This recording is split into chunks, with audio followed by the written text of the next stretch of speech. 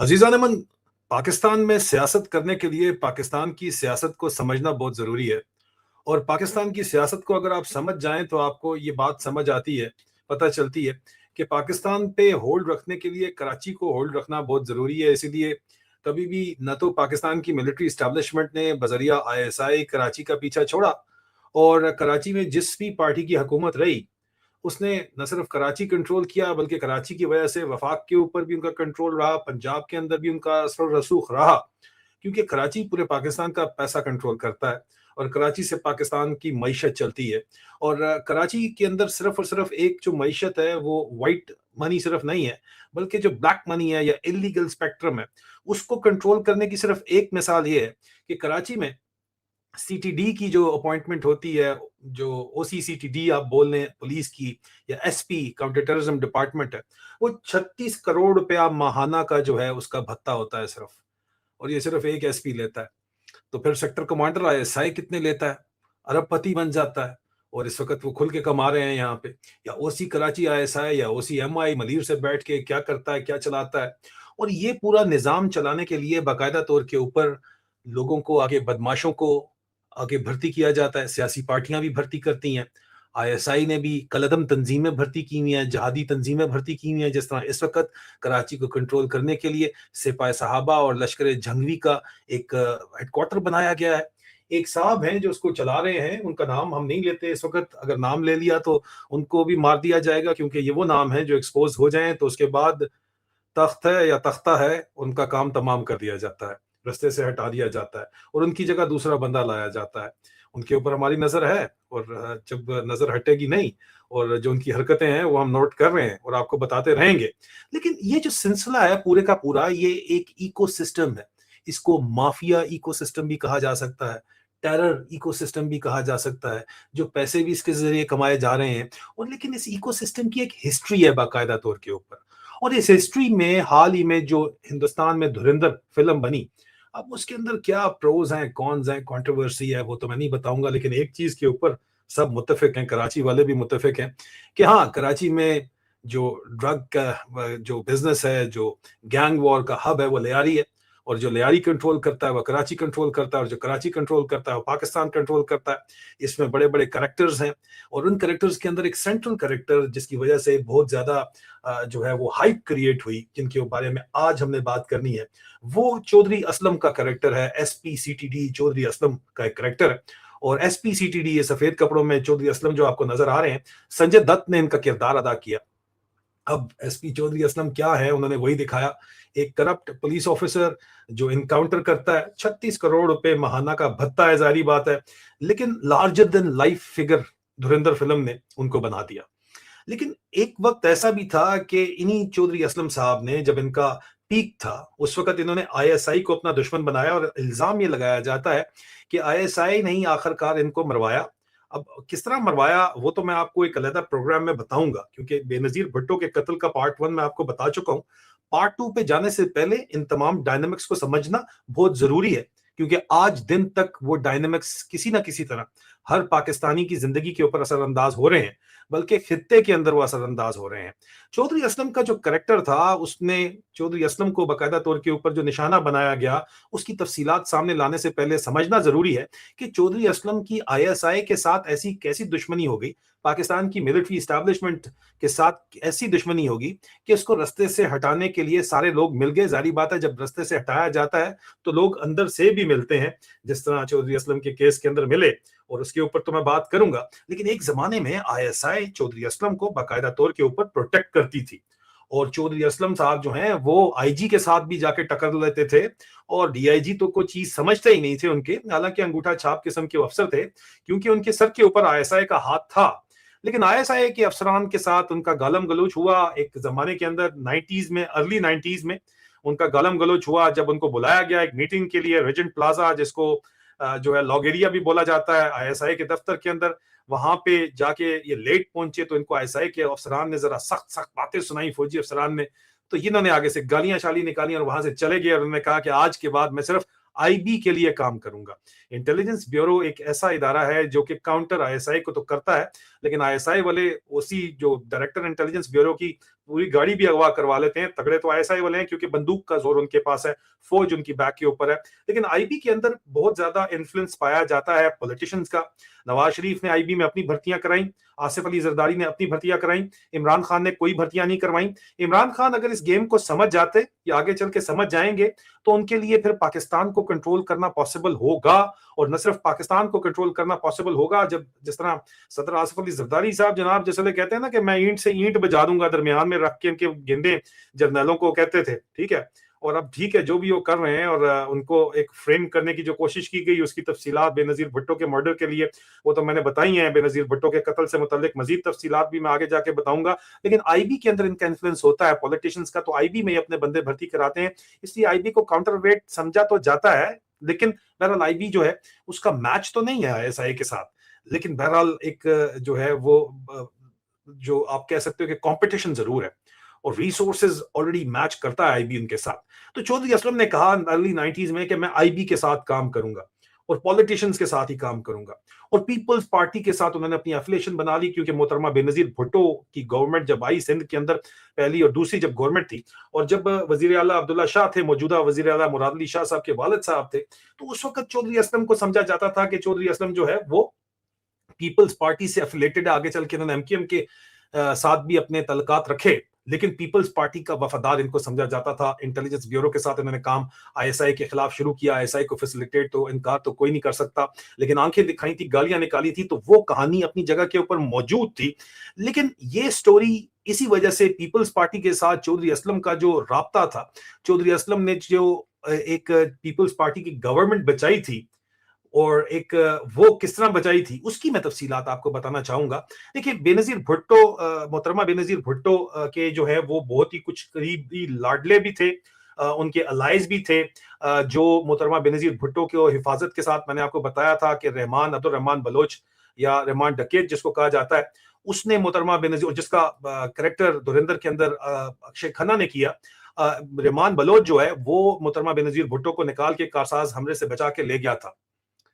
लेकिन ये काम वो अडियाला जो है लियाकत बाग रावलपिंडी में नहीं कर सका। क्यों नहीं कर सका उसके ऊपर तो मैं आऊंगा, लेकिन ये पर्टिकुलर स्टोरी समझने के लिए जरूरी है कि चौधरी असलम, क्योंकि चौधरी असलम का कैरेक्टर बेनजीर भुट्टो के एग्जैक्ट मर्डर में भी था, उनको आइडिया हो गया था कि किसने करवाया है, पीछे से लिंकअप वो कर चुके थे, इसलिए से रास्ते से तो उस वक्त हटाया गया था। लेकिन पीपल्स पार्टी की गवर्नमेंट बचाना उनका एक ऐसा जुर्म था जिसकी वजह से बाद में उनको रास्ते से हटाया गया।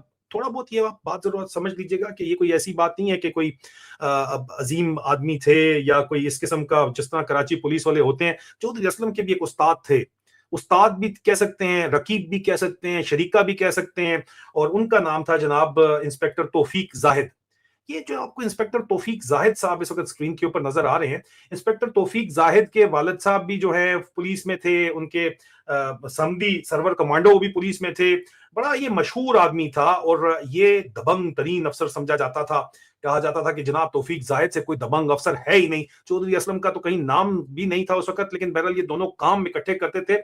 और इनका जो असल झगड़ा हुआ था वो झगड़ा इस बात के ऊपर हुआ था कि जनाब जो है वो तौफीक जाहिद साहब चाहते थे कि चौधरी असलम जो है वो लियारी गैंग वॉर के अंदर ना पड़े। चौधरी असलम ने दुश्मन अपने सारे बना लिए थे, न सिर्फ लियारी गैंग वॉर में पीछे पड़ गया था क्योंकि एजेंसियों ने कहा था कि लियारी गैंग वॉर को कंट्रोल करो, बट लियारी गैंग वॉर के अंदर रहमान बलोच या रहमान डकैत के साथ जो है वो कलदम तंजीमें भी ऑपरेट करी थी, जो कि आईएसआई खुद करवाती है, और इन्होंने कलदम तंजीमों से भी झगड़ा खोल दिया, रहमान डकैत के साथ भी या रहमान बलोच के साथ भी झगड़ा खोल दिया। तो जाहिर बात है कि दुश्मन बहुत ज्यादा बना लिए थे, हर तरफ से दुश्मन थे, और कलदम तंजीमों का ही आखिरकार इस्तेमाल किया गया। लेकिन रहमान डकैत को जो है वो इनकाउंटर करना जो किया था वो चौधरी असलम ने ही किया था, और रहमान डकैत को जिस वक्त इनकाउंटर किया था तो उसके ऊपर से आसिफ अली जरदारी साहब का मुबैना तौर के ऊपर हाथ उठ चुका था, उस वक्त उनके ऊपर हाथ नहीं था। और इसके अंदर एक बहुत बड़े पॉलिटिशियन हैं जिन जो मलीर के अंदर सरदार साहब हैं, उनका भी नाम लिया जाता है कि वो भी रहमान डकैत को जो है रास्ते से हटाना चाहते थे, क्योंकि सरदार अब्दुल रहमान बलोच ने जो है वो सियासी तौर के ऊपर उनको नुकसान पहुंचाया था, और वो उनकी सीट लेना चाहते थे पीपल्स अमन कमेटी के जरिए, जो कि हो भी गया था। सारे का सारा काम आपको अच्छे तरीके से पता ही है। और इसी सिलसिले के अंदर जो है एक बेसिकली जो रहमान डकैत या रहमान बलोच का जो किरदार था उसके अंदर जो मेन इनके गैंग मेंबर्स थे वो नूर मोहम्मद था, और दूसरा ये जो आपने धुरंधर फिल्म के अंदर देखा वो कहा जाता है कि अमीन बलेदी का कैरेक्टर था, जो के कहा जाता है कि इन्फिल्ट्रेट किया गया और आजकल वो पता नहीं बलूचिस्तान में कहीं पे है, लेकिन कहा जाता है कि वो वापस इंडिया के अंदर पहुंच चुका है। उनकी शादी जो है वो सानिया नाज के साथ हुई थी, जो कि एमपीए बनाई थी। रहमान बलोच ने उनको लियारी से एमपीए भी बनवाया था, लियारी के किंग थे, अनडिस्प्यूटेड किंग थे। और इनको चौधरी असलम के जरिए जो है एनकाउंटर करवाया गया, जिसके ऊपर आईएसआई भी साथ उस वक्त शामिल थी और जाहिर बात है पॉलिटिकल फोर्सेस भी शामिल थी। लेकिन ये जो पर्टिकुलर कहानी है ये शुरू होती है जब मुनव्वर सहरवर्दी साहब को, जो कि जिस तरह रहमान बलोच लाडले थे क्योंकि जान देते थे बेनजीर भुट्टो के ऊपर, और जरदारी साहब के कान भरे गए उनके अपने ग्रुप की तरफ से कि ये आपके खिलाफ काम कर रहा है रहमान बलोच, जो कि झूठ था। जरदारी साहब को ये बताया गया और इसी वजह से उनकी राव अनवार के साथ लड़ाई भी होगी, वो एक कोई और किस्सा बाद में बात करेंगे। लेकिन बहरहाल यहाँ पे जो एक्चुअल इसी तरह रहमान बलोच की तरह बहुत से लॉयलिस्ट थे और बेनजीर के जान उनके ऊपर देने वाला जो दूसरा लॉयलिस्ट था, बड़ा मशहूर आदमी है, इस वक्त आपको स्क्रीन के ऊपर नजर आ रहा है, ये मुनव्वर सहरवर्दी साहब है। मुनव्वर सहरवर्दी साहब जो हैं, इनको कत्ल कर दिया गया था कराची के अंदर। मुनव्वर सहरवर्दी को दिन दिहाड़े 2004 के अंदर इनको कत्ल किया गया था गुरु मंदिर के मेन चौक के ऊपर, जिसको चौरंगी कराची वाले बोलते हैं, वहां पे उनको कत्ल किया गया था। और उनके कत्ल के बारे में कोई क्लू तो नहीं मिला था, लेकिन हमारे जरा ये दावा करते हैं कि उनको भी आईएसआई ने मरवा दिया था, क्योंकि वो बेनजीर के बहुत ज्यादा लॉयलिस्ट थे। और दूसरे लॉयलिस्ट रहमान बलोच को जो है वो चौधरी असलम के जरिए मरवाया गया था। लेकिन बहरहाल जब you live by the sword you die by the sword वाली कहानी है यहाँ पे। तो सर्व मुनव्वर सहरवर्दी साहब को आईबी के अंदर से, उनके आईएसआई के अंदर जो सोर्स थे, उनको खबर मिली, आईएसआई के एक ऑफिसर ने लीक की खबर कि नो कॉन्फिडेंस मूव के जरिए सिंध गवर्नमेंट अब्दुल्ला शाह साहब की पीपल्स पार्टी की जो है वो गिराई जाएगी, और एमक्यूएम जो है उसको ये कहा गया है कि वो नो कॉन्फिडेंस मूवमेंट लेके आए, नो कॉन्फिडेंस वोट लेके आए और बेनजीर की गवर्नमेंट गिरा दे, क्योंकि बेनजीर चैलेंज कर रही थी फौजी सुप्रीमेसी को। उन्होंने डीजी आईएसआई भी एक रिटायर्ड लगाया हुआ था, जनरल कल्लू, जिनके पास पावर नहीं थी, he was a DG without tooth, लेकिन आर्मी चीफ खुद मामलात को चला रहे थे उस वक्त। और बेनजीर के साथ जो है वो काफी ज्यादा मिलिट्री स्टैब्लिशमेंट की लड़ाई उस वक्त जारी थी। तो बेनजीर को रास्ते से हटाने से पहले उनको कमजोर करने के लिए उनके लॉयलिस्ट को खत्म करना बहुत जरूरी था। लेकिन उससे पहले उनकी गवर्नमेंट कराची से जाए, क्योंकि जो कराची चलाता है वो पाकिस्तान चलाता है, उसके खिलाफ नो कॉन्फिडेंस मूवमेंट लेके आनी थी। नो कॉन्फिडेंस मूवमेंट लानी थी। आईएसआई के एक सोर्स ने आईबी को खबर लीक की और मुनव्वर सहरवर्दी को यह खबर लीक हुई, और मुनव्वर सहरवर्दी ने बराह रास्त मोहतरमा बेनजीर भुट्टो को बताया कि आपकी हुकूमत सिंध के अंदर गिरा के कराची का कंट्रोल एमक्यूएम को देने की कोशिश की जा रही है। मोहतरमा बेनजीर भुट्टो के बहुत ही मशहूर जमाना इंटीरियर मिनिस्टर हुआ करते थे मेजर जनरल नसीरुल्लाह खान बाबर साहब, रिटायर्ड, जो कि बहरहाल थे तो फौजी जर्नैल, लेकिन उनकी लॉयल्टी मोहतरमा बेनजीर भुट्टो के साथ थी। उन्होंने एक टास्क किया हमारी इतलात के मुताबिक चौधरी असलम को कि ये मामला देखो और इस नो कॉन्फिडेंस मोशन को पास नहीं होना चाहिए किसी भी सूरत। और बेनजीर भुट्टो को उन्होंने कहा कि मैंने ड्यूटी लगा दी है, आप फिक्र न करें, ये मामला मैं जो है वो संभाल लूंगा। अब यहाँ पे एक चीज जो आपने जहन के अंदर रखनी है वो ये जहन के अंदर रखनी है कि एमक्यूएम के साथ जो पीपल्स पार्टी की लड़ाई है वो वजीर आला अब्दुल्ला शाह के ने कहीं कहते हैं कि वो इस वक्त जिस तरह हमारे चाचू विस्की हैं, इसी तरह ये सारे पाकिस्तान के एलीट का यही काम होता है। वो जिस वक्त हाई थे, नशे में थे, तो उन्होंने अल्ताफ हुसैन के भाई और भतीजे को मारने के ऑर्डर्स दिए, उनको मार दिया गया, लेकिन बदला लिया गया, और अब्दुल्ला शाह के भी भाई और भतीजे के साथ के जरिए बदला लिया गया। तो हालात काफी ज्यादा जो है वो गंभीर जानबूझ के पीपल्स पार्टी के अंदर से किया गया, और ये मिलिट्री एस्टैब्लिशमेंट ये काम करती है। हालांकि बेनजीर भुट्टो मरहूम जो है मोहतरमा बेनजीर भुट्टो ने जाके अल्ताफ हुसैन को 90 में कुरान तोहफे के अंदर देके आई थी, और इनके मामला ठीक हो रहे थे, लेकिन मामला खराब कराने के लिए जाम सादिक को भी इस्तेमाल किया गया, और अल्ताफ हुसैन को कहा गया कि अब तुम्हें गोली मार दी जाएगी, तुम पाकिस्तान से निकल जाओ तो बेहतर है, बच जाओगे, नहीं तो नहीं बचोगे। तो उस वक्त तक जो है वैसे भी एमक्यूएम हकीकी को खड़ा किया जा चुका था, इसलिए अल्ताफ हुसैन को निकालना बहुत ज्यादा जरूरी था। और अल्ताफ हुसैन को निकलते तो तभी जो है एमक्यूएम को तोड़ा जा सकता था। और आपको पता है कि पीपल, चाहे जिस तरह नून लीग को तोड़ना है तो अभी टीएलपी को खड़ा किया जा रहा है, चौधरी निसार को अपने साथ खड़ा कर लिया गया। पीपल्स पार्टी को तोड़ने के लिए बहरहाल जरूरी था, अभी तो कोशिशें बड़ी की लेकिन नहीं टूटे, तो दरमियान में लोगों को मार दिया गया, कुछ लोगों को साथ में ला लिया गया। इसी वजह से इमरान खान को कराची कंट्रोल नहीं करने दिया गया, और उनके जिम्मे जोकर जो है वो गाने गाने वाले, नेक्स्ट स्टॉप पटियाला, इमरान इस्माइल गाना गाते ही रह गया, नेक्स्ट स्टॉप पटियाला पे इमरान खान है, लेकिन ये जाते खुद कोई भी नहीं है। ये सारे जो है वो टर्न कोट लोटे बन के बैठ गए हैं। अब वहां पे आप देखें अली जैदी जैसे नमूने, फैसल वावड़े जैसे नमूने, जो तमाम के तमाम रिक्रूटेड हैं, पाकिस्तान की मिलिट्री एस्टैब्लिशमेंट के लिए काम कर रहे हैं, इमरान खान की पार्टी के अंदर डाले गए ताकि इमरान खान कराची ना कंट्रोल कर सके, और कराची जो है वो बराह रास्त खुद फौज चलाए, जीएचक्यू चलाए, हेडक्वार्टर चलाए, आईएसआई चलाए। तो ये बहरहाल एक क्रिटिकल चीज थी जो बेनजीर समझती थी कि कराची कंट्रोल करना जरूरी है, इसलिए चौधरी असलम जैसे, रहमान बलोच जैसे, मुनव्वर सहरवर्दी जैसे लोग मौजूद थे उनके साथ, और भी बहुत से लोग थे।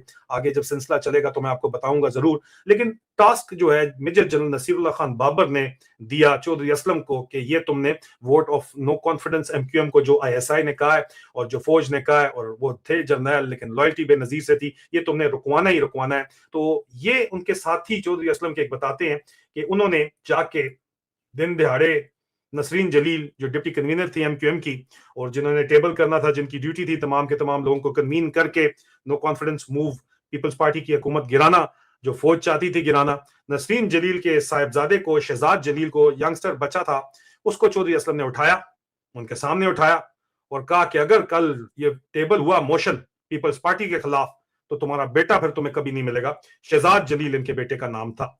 अपने जमाने में नसीर जलील भी जो है वो बहुत ही बड़ी, मतलब अभी तो बुजुर्ग खातून हो गई हैं, लेकिन ये बात अगर वो इसको रिफ्यूट करें तो हम कहेंगे कि हाँ जी रिफ्यूट हो, वो कह सकती हैं कि रिफ्यूट कर सकती हैं। लेकिन ये बात जहन के अंदर रखिए कि मेरे पास इस चीज के सबूत मौजूद हैं जो मैं आपके साथ शेयर कर रहा हूं। तो चौधरी असलम की इस पूरी की पूरी कार्रवाई ने बेसिकली जो है वो उसको पीपल्स पार्टी के की गवर्नमेंट बचा ली। और इसी वजह से चौधरी असलम का जो झगड़ा था, जिस वक्त झगड़ा ही हुआ ना, पहले तो उसका उस्ताद था, रकीब भी था, तौफीक जाहिद, इंस्पेक्टर तौफीक जाहिद, और 36 करोड़ रुपए महीने का असल में पैसे का झगड़ा भी बहुत ज्यादा होता है। दूसरा, सारे पुलिस अफसर जो है यहाँ पे वो अपने उन्होंने डोमेन्स बनाई हुई होती हैं, भत्ता खा रहे होते हैं, भत्ते से काम चला रहे होते हैं, और भत्ता कराची के अंदर जो है अगर 36 करोड़ सिर्फ एसएसपी सीटीडी का आ रहा है तो बाकी तो फिर कहानी आप सोचें कि क्या है। यहाँ पे तो सिपाही भी जो है वो करोड़ों के अंदर यहाँ पे खेलते हैं। तो ये भत्ते के अलावा जो मेन इनका झगड़ा था वो ये था कि ड्रग का एम्पायर भी कराची के, जो पूरे के पूरे ईरान में भी जाता है ड्रग, पंजाब में जाता है, वो ड्रग एम्पायर भी कराची लियारी से चलता है। तो लियारी की गैंग वॉर की वजह से ड्रग एम्पायर जो है वो कहा जाता है, इल्जाम लगाया जाता है तौफीक जाहिद साहब के ऊपर कि उनका जो कारोबारी थे मामला थे वो खराब हो रहे थे, और न सिर्फ ड्रग के मामला थे बल्कि मतलब बिजनेस के मामला भी थे जो खराब हो रहे थे। और दूसरा, आईएसआई अल्ताफ हुसैन के खिलाफ मुस्तफा कमाल को खड़ा करी थी, और मुस्तफा कमाल के साथ भी इनका झगड़ा चल रहा था काफी कारोबारी मामला के ऊपर। आजकल मुस्तफा कमाल कलदम तंजीमों के साथ आईएसआई के कहने के ऊपर मिला हुआ है, चल रहा है। वो स्टोरी सबूतों के साथ अलग पेश करेंगे, मेरे खिलाफ प्रेस कॉन्फ्रेंसेस भी करता है, वो भी आपको पेश करेंगे कि ये क्या ड्रामा चल रहा है। लेकिन यहाँ पे जहन में रखिए कि तौफीक जाहिद जो कि सर्वर कमांडो का समधी था, उसको भी कत्ल कर दिया गया था। तौफीक जाहिद जो है उसका मेन इशू ये था कि उसका आईएसआई के साथ भी जो है वो टाकरा शुरू हो चुका था, थोड़ा बहुत, फुल नहीं लेकिन थोड़ा बहुत, क्योंकि जाहिर बात है कि इंटरेस्ट जो है वो कोलाइड कर रहे थे। इनके इंटरेस्ट ये थे कि जनाब लियारी के अंदर काम चलता रहे, और लियारी के ऊपर उनका चौधरी असलम के साथ जो झगड़ा था वो यही था कि वो कह रहे थे कि यार हमने ठेका लिया हुआ है, सिंध पुलिस नहीं सिर्फ, और सिंध पुलिस में सिर्फ हमने ठेका लिया हुआ है कि लियारी में हमने रहमान बलोच को भी मारना है जाके, और हमने लियारी के अंदर काम भी रुकवाना है, और कलदम तंजीमों को भी हमने टकरना है। हालांकि कलदम तंजीमें फौज पीछे से खुद चला रही है, कर्नल सिकंदर मुनीर से बैठ के चला रहा है, तो थोड़ा बहुत ख्याल कर लो भाई। और यहाँ पे ओसी आईएसआई मेजर असद वगैरह चला रहे हैं, मत इसके अंदर पड़ो, ठीक है। क्योंकि असल में कहा यह जाता है कि उनका धंधा जो है वो मुतासर हो रहा था। चौधरी असलम का धंधा वो वाला धंधा नहीं था, वो सिर्फ भत्ते के ऊपर ये काम था जो चलता था उनका, और जाहिर बात है कि टोटल बदमाशी के ऊपर काम चलता था। तो लेकिन चौधरी असलम उस वक्त तक इतना ज्यादा स्ट्रांग हो चुके थे कि तौफीक जाहिद जो कि इंस्पेक्टर तौफीक जाहिद हैं, वो उनकी इतनी बड़ी गेम नहीं थी। और तौफीक जाहिद के बारे में हो सकता है अगर वो चाहते, चौधरी असलम जो अंदर हमारे जराए और दावा करते हैं कि चौधरी असलम चाहते तो तौफीक जाहिद को बचा सकते थे, लेकिन उन्होंने तौफीक जाहिद को नहीं बचाया। और तौफीक जाहिद को 2004 में मोहम्मदी मस्जिद के अंदर जुम्मे के खुतबे के दौरान जो है वो कत्ल कर दिया गया था। ये बात आपने जहन के अंदर रखनी है। ये इसी तरह का सारा धंधा है, और ये धंधा है पर गंदा है। ये पूरे का पूरा जो कहानी है ये अब कहानी है। और इस वक्त तक चौधरी असलम साहब जो हैं वो पीक ऑफ पावर पे थे। आसिफ अली जरदारी साहब भी, सरदार नवीद कबोल साहब भी, नबील कबोल भी, सब लोग उसको जो है वो मानते थे, जानते थे, कराची पूरा जानता था। और आईएसआई से उनका टाकरा हो चुका था। हालांकि आईएसआई समझती है कि हमने इनको बनाया था, हमने इनको चढ़ाया था, और ये हमें आंखें दिखा रहा है, और इसी वजह से उनको टारगेट किया गया। किस तरह टारगेट किया गया, अंदर कौन था, कातलों को किसने छुड़वाया, ये मैं अगली किस्त के अंदर आपको बताऊंगा। अभी तक अगर आपको कहानी समझ आई है तो मुझे जरूर बताइएगा कमेंट्स के अंदर, क्योंकि ये बेनजीर, मोहतरमा बेनजीर के कत्ल की जो असल कहानी है, जो नाम है सारे के सारे जिस तो मैंने आपको बताए हैं, वो जब सामने आएंगे तो बहुत से लोगों को बहुत सी जो है नींदें उनकी हराम होंगी, क्योंकि वो अभी भी बहुत पावरफुल पोजीशन के ऊपर बैठे हुए हैं। ये मैं आपको बताना चलूं। अपना ख्याल रखिए, बहुत जल्द दोबारा मुलाकात होती है। खुदा।